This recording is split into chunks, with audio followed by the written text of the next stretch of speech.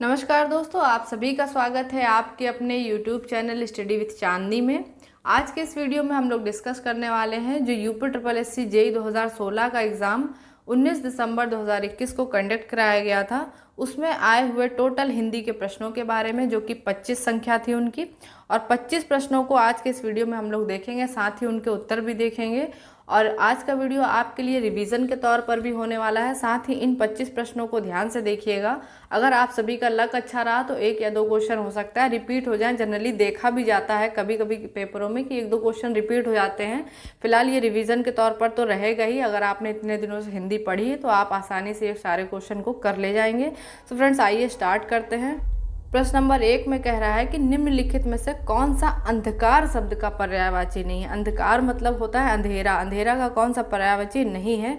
तो आपका तिमिर भी होता है, तिमिर माने भी अंधकार होता है, ध्वांत माने भी होता है, तमिश्र माने भी होता है, और अंधेरा माने भी अंधकार ही होता है। तो इसका जो ऑप्शन नंबर डी है निलय, निलय अंधकार का पर्यायवाची नहीं है। निलय माने होता है आपका घर, वास, जहाँ पर आप निवास करते हैं। तो इस निलय का अर्थ ये होता है। तो इस प्रकार ऑप्शन नंबर डी सही हो जाएगा। प्रश्न नंबर 2 में दोस्तों यहाँ पर महात्मा गांधी के ऊपर पूरा पैसेज दिया हुआ है। इसको मैं बाद में देखूंगी, पहले मैं जो आपके वन लाइनर क्वेश्चन है मैं उनको देख ले रही हूँ। लास्ट में मैं इसको पूरा पढ़ के आपको सॉल्व करा दूंगी। तो इसके पैसेज के आपके कुल 6 प्रश्न हैं। तो पैसेज भी आपको वहाँ पर बहुत ही ध्यानपूर्वक पढ़ना है और ध्यानपूर्वक ही उसका आंसर देना है, क्योंकि सारे जो है आंसर आपके पैसेज में ही छिपे रहते हैं। तो उसको बहुत ही केयरफुली पढ़ेंगे, क्योंकि 6 नंबर 5-6 नंबर का एक पैसेज रहेगा। इसके बाद अगला प्रश्न है प्रश्न नंबर 7।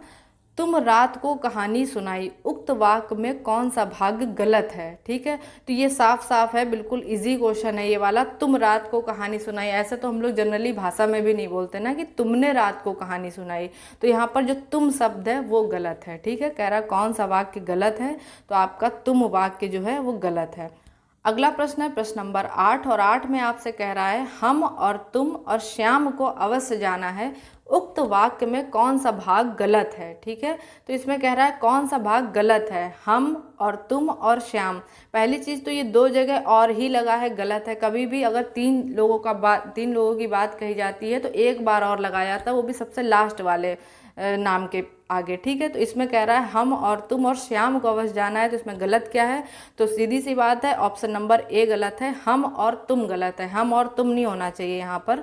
और इसका वैसे तो प्रश्न में यही पूछा है कि गलत क्या है, तो ऑप्शन नंबर ए हो गया, हम और तुम गलत है। अगर मैं सही की बात करूँ तो इसकी जगह होना चाहिए कि मुझे, कॉमा, तुम्हें और श्याम को अवश्य जाना चाहिए। ठीक है, इसकी जगह होगा, हम की जगह लगाना है मुझे और फिर कॉमा, फिर तुम्हें और श्याम को अवश्य जाना है। ठीक है, अगला प्रश्न है प्रश्न नंबर 9, और 9 में आप सभी से कह रहा है लोकोक्तियों को उनके सही स्थानों से, सही अर्थों से मिलान करें कि किस लोकोक्ति का क्या सही मतलब निकल रहा है, उससे आपको मिलान करना है। पहला कह रहा है कि मान न मान मैं तेरा मेहमान, यानी कि जबरदस्ती गले पड़ना। ठीक है, तो ए का आपका हो जाएगा सी सही।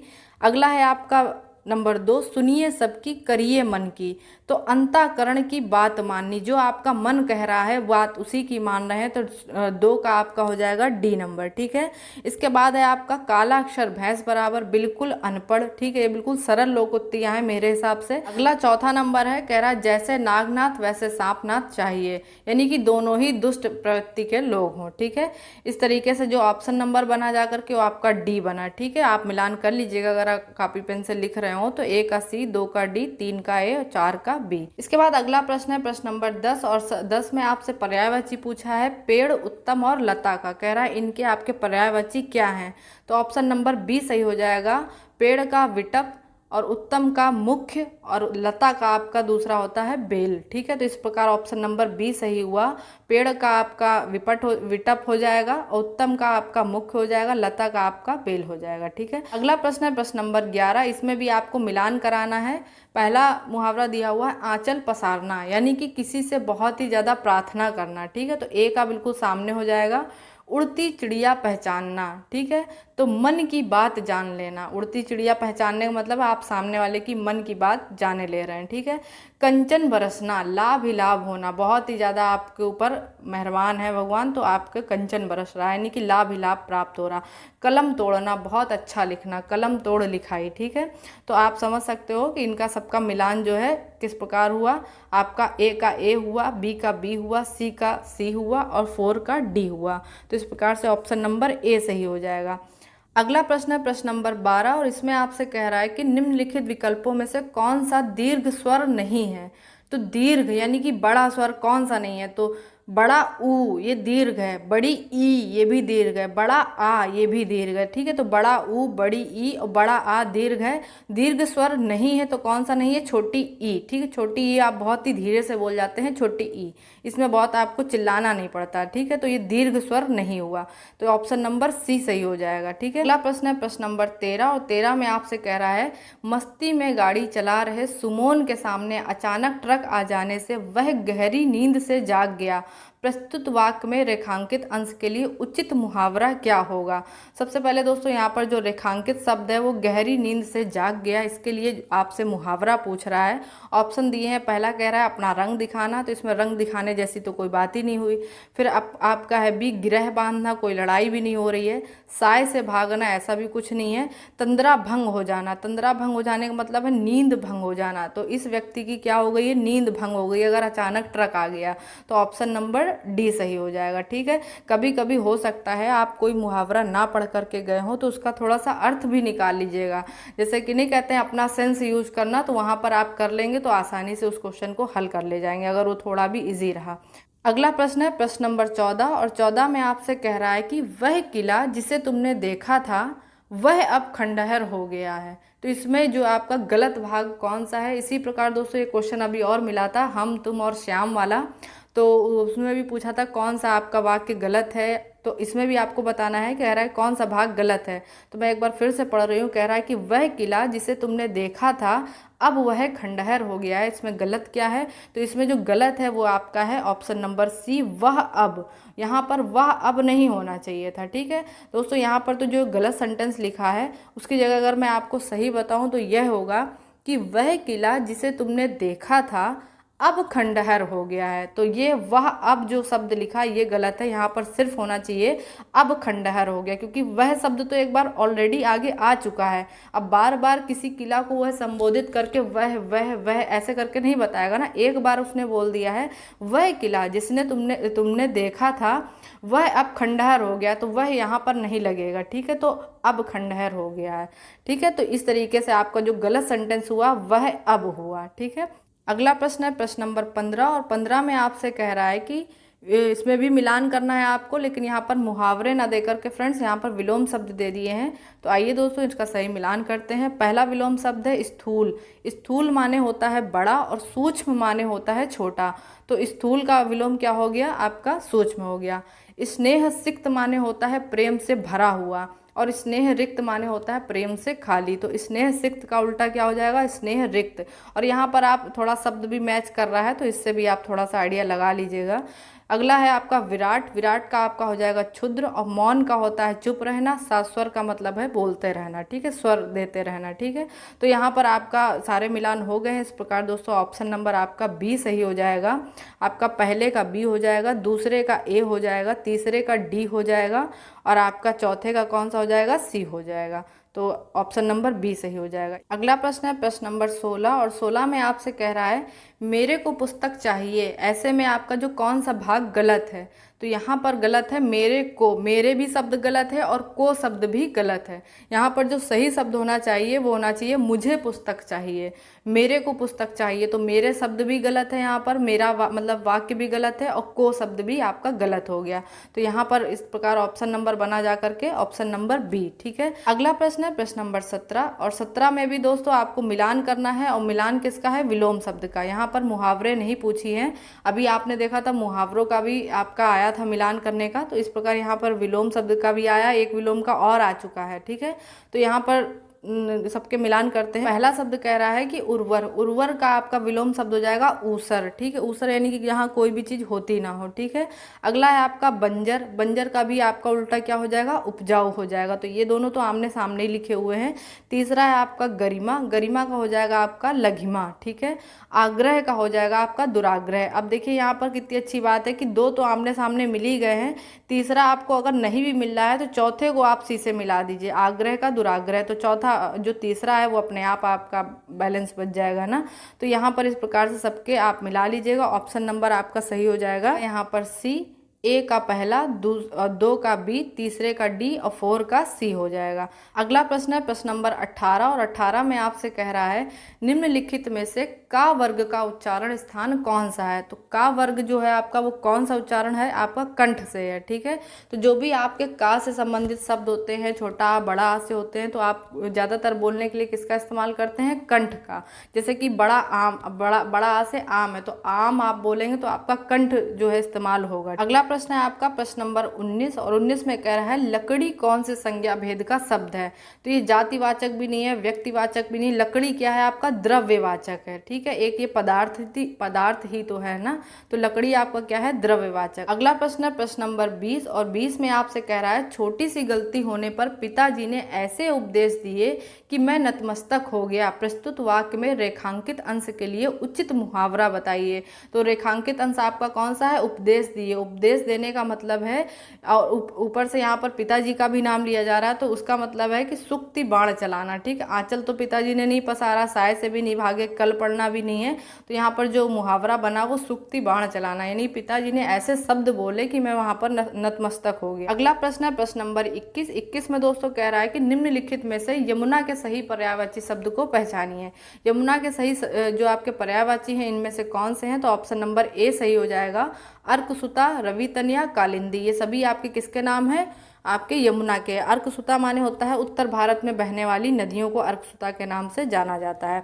साथ ही यमुना के और भी पर्यायवाची हैं, कृष्णा है, अर्कजा है, रवितनिया मैंने आपको बता ही दिया, कालिंदी है ही है, जमुना को जमुना कहते भी हैं। साथ ही यहाँ पर यमुना लिखा है, यमुना का ही नाम जमुना भी है, अगर जमुना भी आ जाए तो वही नदी है, ठीक है। इसके साथ ही एक नाम और है, लिख लीजिएगा, सूर्यसुता, ठीक है। सूर्यसुता भी आपका यमुना को ही कहते हैं। इसके बाद है अगला प्रश्न, प्रश्न नंबर 22। यहाँ पर देख सकते हैं 22 में भी आपको मिलान करना है, ये भी विलोम शब्द का है। विलोम शब्द यहाँ पर देख सकते हैं 3 प्रकार से क्वेश्चन बने हैं, तीनों में खूब सारे मिलान करने को दे दिया है। इसके बाद है गणतंत्र का, गणतंत्र का हो जाएगा राजतंत्र, ठीक है। स्वतंत्र का हो जाएगा परतंत्र, वैतनिक का हो जाएगा अवैतनिक, और दहन का हो जाएगा समन। तो ये बिल्कुल आमने सामने दिए हुए हैं। इस प्रकार ऑप्शन नंबर बन जाएगा आपका पहले का ए, दूसरे का बी, तीसरे का सी और चौथे का आपका डी। ऑप्शन नंबर सी सही हो जाएगा, ठीक है। पहले का ए, दूसरे का बी, तीसरे का सी, चौथे का डी, और ये सारे विलोम आपके एक दूसरे के आमने सामने दिए हुए हैं, ठीक है। अगला प्रश्न है प्रश्न नंबर 23। इसमें आपसे कह रहा है कि जिसको आपने बुलाया था वह विद्यालय गया है। प्रस्तुत वाक्य में सर्वनाम कौन सा प्रयोग हुआ है। तो जिसको आपने बुलाया था वह विद्यालय गया है, तो यहाँ पर एक संबंध की बात हो रही है एक तरीके से, तो संबंधवाचक हो गया, ठीक है। जिसको आपने बुलाया था वह विद्यालय गया है, तो ऑप्शन नंबर डी सही हो जाएगा। यहाँ पर संबंधवाचक सर्वनाम का प्रयोग किया गया है। अगला प्रश्न है प्रश्न नंबर 24, और 24 में आपसे कह रहा है कि निम्नलिखित शब्दों के सही पर्यायवाची बताइए। तो यहाँ पर आपको 3 शब्द दिए हुए हैं, ब्रह्मा, सेवक, ग्रीष्म। इसके आपको पर्यायवाची बताने कि इसके अन्य नाम और क्या होंगे। तो ऑप्शन नंबर ए देख लेते हैं, प्रजापति। ब्रह्मा का दूसरा नाम प्रजापति होता है, बिल्कुल सही है। सेवक का दूसरा चाकर होता है, बिल्कुल सही है। ग्रीष्म का मतलब गर्मी होता है, लेकिन यहाँ पर शीत दिया हुआ, ये तो इसका विलोम शब्द एक तरीके से हो गया ना, तो इसका पर्यायवाची तो नहीं हुआ। इस प्रकार ऑप्शन नंबर सी सही हो जाता है दोस्तों। यहाँ पर ब्रह्मा का जो है पर्यायवाची हो जाएगा चतुरानन, और सेवक का मतलब भृत्य हो जाएगा, और ग्रीष्म का मतलब हो जाएगा निधाग, ठीक है। तो जो आपकी गर्मी होती, गर्मी कह लें या ग्रीष्म ऋतु कह लें, उसका जो पर्यायवाची शब्द है आपका निधाग भी होता है, ताप भी होता है, ठीक है। तो आप ध्यान रखिएगा। इसके बाद अगला और लास्ट प्रश्न है आपका 25 नंबर, कह रहा है अतिवृष्टि, अदृश, आकर्षण शब्दों के सही विलोम शब्द बताइए, ठीक है। तो अदृश आपको कहाँ पर दिख रहा है, सदृश, ठीक है। आकर्षण का मतलब है विकर्पण। अब बचा अतिवृष्टि, तो इसका हो जाएगा आपका अनावृष्टि। इस प्रकार ऑप्शन नंबर आपका सही हो जाएगा, ऑप्शन नंबर ए। इसके बाद दोस्तों अगला प्रश्न है आपका पैसेज की तरफ, उससे भी आपके 6 प्रश्न बनते हैं, तो आइए इसको भी लास्ट में कर लेते हैं। लिखा हुआ है कि निम्नलिखित गद्यांश को ध्यानपूर्वक पढ़ें तथा गद्यांश में से जो भी अर्थ निकले उसके आधार पर आप उत्तर दें। ठीक है, तो आइए दोस्तों इसको पढ़ना स्टार्ट करते हैं। बहुत ही छोटा सा है, जल्दी से हो जाएगा। कह रहे हैं कि भारतीय राष्ट्रवादी नेता मोहनदास करमचंद गांधी का जन्म 2 अक्टूबर 1869 को पोरबंदर काठियावाड़ भारत में हुआ था। ठीक है, तो ये जो आप कभी भी पैसेज पढ़िएगा तो इम्पॉर्टेंट चीज़ जल्दी जल्दी से पेंसिल से अपने पेपर में लिखते भी चलिएगा। जैसे गांधी जी का जन्मदिन लिख लीजिए 2 अक्टूबर 1869। ये आप उधर किताब की कॉपी की तरफ देखिएगा भी नहीं, बस ये पेपर में पढ़िएगा और अपने आप उधर लिख लीजिएगा, वहाँ राइटिंग आपको नहीं देखनी है। फिर जब आप क्वेश्चन पढ़ेंगे ना तो उसके आंसर देने के लिए आपको पूरा पैसेज फिर से नहीं पढ़ना पड़ेगा। कह रहे हैं फिर अगला, उन्हें महात्मा गांधी के नाम से पुकारा जाता है। उनकी पढ़ाई लंदन इंग्लैंड से पूरी हुई। तुरंत लिख लिया शॉर्ट नोट्स में कि पढ़ाई लंदन इंग्लैंड, बस छोड़ दिया। ठीक है, फिर इसके बाद लिख लिया परंतु वर्ष 1893 में वे दक्षिण अफ्रीका चले गए। लिख लीजिए दक्षिण अफ्रीका कब गए, 1893 में गए। इस तरीके से मैं आपको पॉइंट्स बता रही हूँ, बाकी आपको जैसा सही लगे कर सकते हैं। वहाँ पर लिखा हुआ आगे, जहां वे 20 वर्षों तक भारतीयों के खिलाफ रंग भेद कानून का विरोध करते रहे। तो आपसे ये भी पूछ सकता है कि उन्होंने किसका विरोध किया था, तो वहाँ पर रंग भेद यानी गोरे काले का उन्होंने वहाँ पर विरोध कर दिया था। इसके बाद कह रहे हैं कि सत्याग्रह तथा अहिंसक सविनय अवज्ञा के जरिए विरोध प्रदर्शित करने के अगुआ के रूप में वे अपने समय के एक बड़े राजनीतिक और आध्यात्मिक नेता बन गए। ठीक है, जो आपका रंग भेद का है उसके लिए वे बहुत ही बड़े नेता प्रदर्शित हो गया और उसमें अगुआ के रूप में वो जाने जाते हैं, यानी कि आगे आगे उन्होंने सब कार्य किए। इसके बाद लिखा है, आज पूरी दुनिया में स्वतंत्र संग्रामों में सत्याग्रह को सर्वाधिक ताकतवर दर्शनों में एक माना जाता है। ठीक है, तो जो स्वतंत्र संग्राम है उसमें सत्याग्रह को सर्वाधिक ताकतवर दर्शन के रूप में माना जाता है। अगला कह रहे हैं, गांधी जब 46 वर्ष की आयु में भारत लौटे, यहाँ पर एक पॉइंट और याद रखिएगा, 46 वर्ष की आयु में लौटे थे। ठीक है, तो उन्होंने पूरे देश की यात्रा आरंभ की और कई स्थानीय विवादों को निपटाने में मदद की। गांधी की अपार सफलता से उन्हें देश भर में इतनी प्रशंसा मिली कि उस दौर में एक प्रख्यात लेखक ने गांधी जी की महात्मा की पदवी दे डाली। ठीक है, उन्होंने महात्मा जी की उन्हें पदवी दे डाली। ठीक है, इसके बाद है अगला, कह रहा है कि उन्होंने स्वराज होम रूल आंदोलन का समर्थन भी किया और भारतीय राष्ट्रीय कांग्रेस नेता बन गए, जहां उन्होंने स्वतंत्रता प्राप्त करने के लिए अहिंसक असहयोग की नीति को बढ़ावा दिया। इसके बाद कह रहे हैं कि उनका लक्ष्य जो था वह गरीब किसानों तथा श्रमिकों के अत्याचारी कराधान तथा भेदभाव के विरोध करने में मदद करना था। उन्होंने गरीबी हटाने, महिलाओं को मुक्ति तथा जाति पाति के भेदभाव को समाप्त करने के लिए संघर्ष किया। उनका अंतिम लक्ष्य भारत के लिए स्वराज हासिल कराना था। इसके बाद दोस्तों यहाँ प्रश्न नंबर 2 से ये प्रश्न स्टार्ट कर देते हैं, जो भी पैसेज में बात लिखी है। कह रहे हैं कि दक्षिण अफ्रीका से वापस आने के तुरंत बाद गांधी ने अपना समय कैसे व्यतीत किया था। तो सबसे पहले उन्होंने क्या किया था कि जो स्थानीय झगड़े थे उनको सुलझाया था। और बात करें दक्षिण अफ्रीका से कब लौटे थे, तो 46 वर्ष की आयु में वो लौटे थे। तो जब 46 वर्ष की आयु में लौटे तो सबसे पहले उन्होंने क्या किया, लोकल के जो झगड़े थे उनको सुलझाया। इसके बाद है अगला प्रश्न, प्रश्न नंबर 3 कह रहा है, प्रस्तुत अनुच्छेद में महान आत्मा पद के लिए कौन सा एक शब्द प्रयोग किया गया। तो महान आत्मा को क्या कहा गया, महात्मा। ठीक है, अगला प्रश्न है प्रश्न नंबर 4 और 4 में आपसे कह रहे हैं, स्वतंत्रता प्राप्त करने के लिए गांधी ने किन नीतियों की वकालत की थी। यानी कि स्वतंत्रता प्राप्त करने के लिए उन्होंने क्या क्या नीतियां अपनाई थी। तो वह है आपका हिंसा का प्रयोग किए बिना भेदभाव के खिलाफ लड़ना।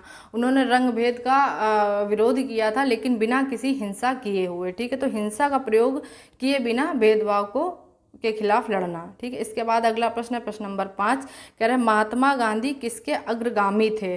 तो वो आपके सत्याग्रह के थे। ठीक है, महात्मा गांधी किसके अग्रगामी थे, तो आपके सत्याग्रह के। प्रश्न नंबर 6 है और लास्ट है ये इस पैसेज का 6 और 6 में आपसे कह रहा है, दक्षिण अफ्रीका में महात्मा गांधी ने किसके खिलाफ लड़ाई लड़ी। तो महात्मा गांधी ने किसके खिलाफ लड़ाई लड़ी थी दक्षिण अफ्रीका में, भारतीयों के खिलाफ अन्यायपूर्ण कानून के लिए, जैसे रंग भेद इस तरीके के जो भी कानून थे जो भारतीयों के खिलाफ थे उसके खिलाफ उन्होंने आंदोलन को छेड़ा था। सो फ्रेंड्स, ये पूरे 25 प्रश्न हो गए हैं। उम्मीद करती हूँ आपका रिवीजन भी हो गया होगा। साथ ही अगर ये आपको PDF चाहिए तो टेलीग्राम ग्रुप को ज्वाइन कर सकते हैं, उसका लिंक मैंने डिस्क्रिप्शन बॉक्स में दे दिया है। और अभी तक चैनल को लाइक शेयर सब्सक्राइब नहीं किया है तो प्लीज़ कर दीजिए। आप सभी के लिए ऐसे ही मैं प्रयास करती रहूँगी। सो फ्रेंड्स, मिलती हूँ नेक्स्ट वीडियो में, तब तक आप सब अपना ध्यान रखिएगा। जय हिंद।